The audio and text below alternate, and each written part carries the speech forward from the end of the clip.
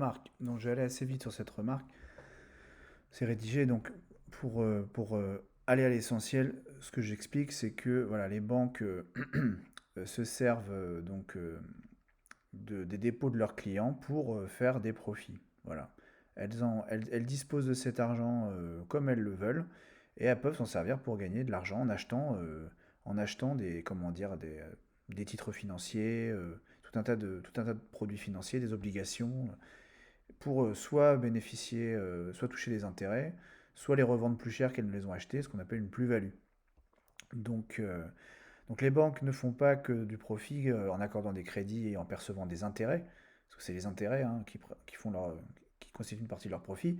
Elles peuvent aussi faire de l'argent en faisant des plus-values, mais avec l'argent de leurs clients, ce qui d'une certaine façon, peut toujours paraître un peu discutable finalement. Bon, alors ici, là, je vais lire ça, mais c'est pour expliquer que pourquoi est-ce que la banque elle est autorisée à enregistrer le crédit qu'elle a accordé dans son actif. Voilà, alors vous allez voir. Donc les 20 000 € qui viennent d'être crédités sur le compte du Crédit Agricole, crédités par le Crédit Agricole sur le compte de Monsieur C. Alors, au titre du crédit qu'il a obtenu, lui appartiennent désormais. Ça, on est d'accord. Les 20 000 € qu'a obtenu Monsieur C, c'est les siens, désormais. Il peut en faire ce qu'il veut. Il peut en disposer à sa guise pour réaliser des transactions, faire des virements ou des paiements en cash. La banque lui doit donc cet argent à tout moment, on l'a dit tout à l'heure. Ils sont sur son compte et la banque doit pouvoir lui débloquer les fonds dès qu'il le désire, si c'est pour acheter des choses ou retirer de l'argent. C'est pourquoi ces 20 000 € sont inscrits au passif du bilan du Crédit Agricole. Ça, je l'ai dit tout à l'heure aussi. Mais en même temps, ces 20 000 € ont été prêtés par la banque à Monsieur C, qui devra obligatoirement les rembourser, plus les intérêts, à l'échéance. À l'échéance, ça veut dire, rappelez-vous, hein, c'est à terme, c'est-à-dire à la date qui a été décidée à l'avance pour que celui-ci rembourse. Alors, il n'y a pas une seule date, hein, c'est-à-dire c'est par mois, on rembourse chaque mois, mais il y a une date de fin où il aura tout remboursé. Donc tout ça étant bien prévu à l'avance avec précision dans un échéancier qu'on a déjà vu plus tôt. Donc d'une certaine façon, on peut dire que la banque possède ces 20 000 € puisqu'elle va les récupérer. Elle a accordé le crédit, mais bon, elle va les récupérer il sera obligé de rembourser. Donc c'est comme si elle les détenait toujours. Elle ne les détient pas dans l'immédiat, mais bon, c'est tout comme, puisque la personne va lui rembourser. Donc elle est séparée temporairement de ces 20 000 €. On dira donc que la banque possède une créance de 20 000 € sur Monsieur C, tant que ce dernier n'a pas remboursé. Cette créance se matérialise par le contrat de prêt qu'il a signé. Donc il faut vous imaginer que Monsieur C, pour obtenir ces 20 000 €, il a dû signer un certain nombre de pages euh, pour bien dire qu'il allait rembourser. On ne prête pas comme ça à n'importe qui, ça l'engage juridiquement, il a dû signer un certain nombre de papiers. Donc la créance, elle est bien balisée, matérialisée, elle existe. Euh, Ces obligations en tant qu'emprunteur voilà, sont extrêmement importantes et, comment dire, labellisées juridiquement. Donc on dira que comme la banque possède cette créance, elle détient le contrat et tout le dispositif juridique qui pourrait se mettre en route si jamais il ne voulait pas rembourser, hein. Donc comme la banque possède cette créance, on va inscrire le montant de cette créance à son actif. Vous voyez, c'est comme si c'était de l'argent qu'elle avait, juste c'est le temps qui nous sépare, qui la sépare de cet argent. Donc on va enregistrer les 20 000 € à son actif, et en appelant ça crédit accordé à Monsieur C, ou alors créance sur Monsieur C. Alors remarque, on voit que le bilan du Crédit Agricole est équilibré. Alors je vais essayer de faire en sorte que vous voyez tout en même temps. Le total de l'actif est égal à 25 000 €, qui est lui-même égal au total du passif. Or, la banque a fait apparaître, entre guillemets, ou pas d'ailleurs, je pourrais enlever les guillemets en vrai, la banque a fait apparaître 20 000 € qu'elle a crédité sur le compte de Monsieur C. Contrairement au cas précédent où Monsieur A, qui prêtait ses 500 € à Monsieur B, a dû se séparer de ces 500 €. La preuve, vous voyez que son solde de son compte diminuait de 500 €. Donc quand c'est Monsieur A qui prête à Monsieur B, il y a 500 € Le compte diminue de 500 euros d'un côté pour augmenter de 500 euros de l'autre. C'est un transfert d'argent. Alors qu'avec la banque, là, il n'y a pas de, le résultat, c'est pas le même. L'argent est créé carrément à partir de rien du tout. Donc cette monnaie scripturale a été créée par la banque à partir de rien. On dit alors, on dit que c'est une création monétaire ex nihilo, ça veut dire à partir de rien, par un simple jeu d'écriture comptable, à l'actif et au passif de son bilan. Cette monnaie scripturale est bien réelle, car elle pourra permettre à Monsieur C de réaliser toutes les dépenses qu'il désire. Donc ça, c'est vraiment important que vous compreniez ça, hein.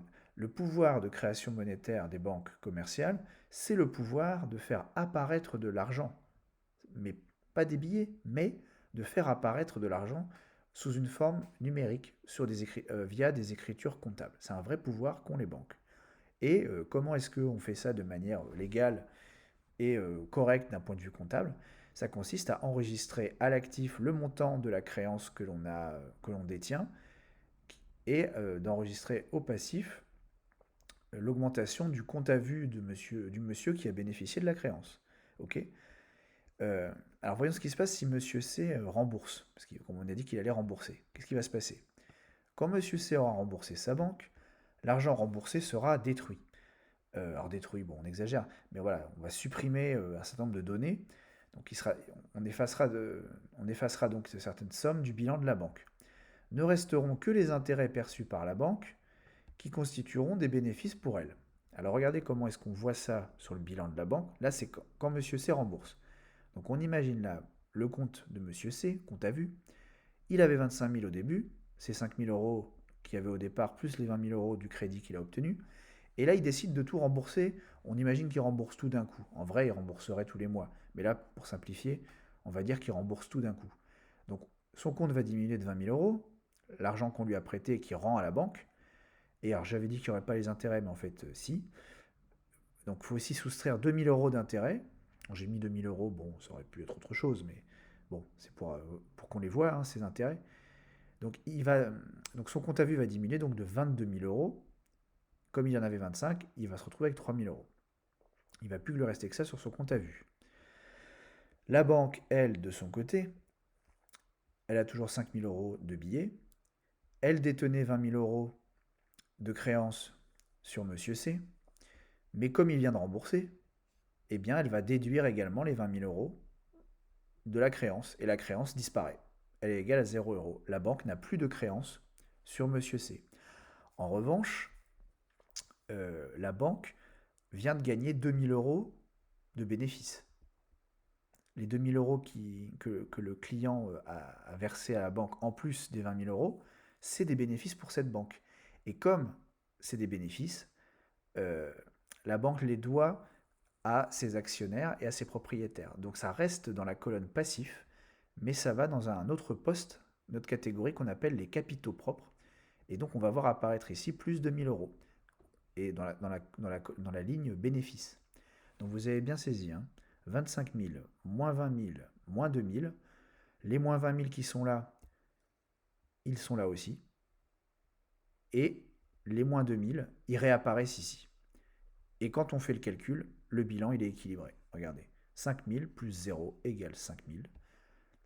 On a 25 000 moins 20 000 moins 2 000, ça fait 3 000. Plus les 2 000 euros de bénéfices qui sont apparus, ça fait de nouveau 5 000. Donc là, vous devez vous dire, ah, c'est quand même très fort. Donc vraiment, le secret, c'est de comprendre que les 2 000 euros de bénéfices, on a envie de les mettre à l'actif, hein, les 2 000 euros de bénéfices, parce qu'ils sont à nous, mais en fait, ce serait une erreur. Les 2 000 euros, c'est certes des bénéfices pour l'entreprise, mais bon, il va falloir les redistribuer, ces bénéfices. À qui? Aux propriétaires de l'entreprise. C'est les actionnaires, c'est les associés qui ont créé l'entreprise. Éventuellement, peut-être qu'on va les donner à des créanciers, c'est-à-dire la banque, elle doit de l'argent à d'autres banques, elle va peut-être leur donner à eux. Donc de toute façon, ces 2 000 euros, elle les doit à quelqu'un. C'est pour ça qu'on les garde dans la colonne passif. Parce qu'ici, c'est que les trucs qu'on doit à un certain nombre de personnes. Donc, on retombe bien de nouveau sur 5 000 euros. Hein, CQFD. Voilà. Donc, en supposant que Monsieur C rembourse les 20 000 euros en une seule fois et que les intérêts représentent 2 000 euros, en tout, le bilan de Crédit Agricole prend la forme suivante. Ah, il y a un petit problème de mise en page. Je crois que ça devait aller plus haut. Je me permets de rectifier. Oh, alors, excusez-moi. Je vais réduire un petit peu la taille. Hop,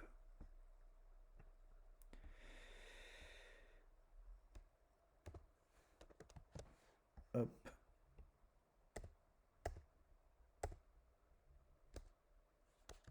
Là, il m'embête, lui. Hop. Donc voilà.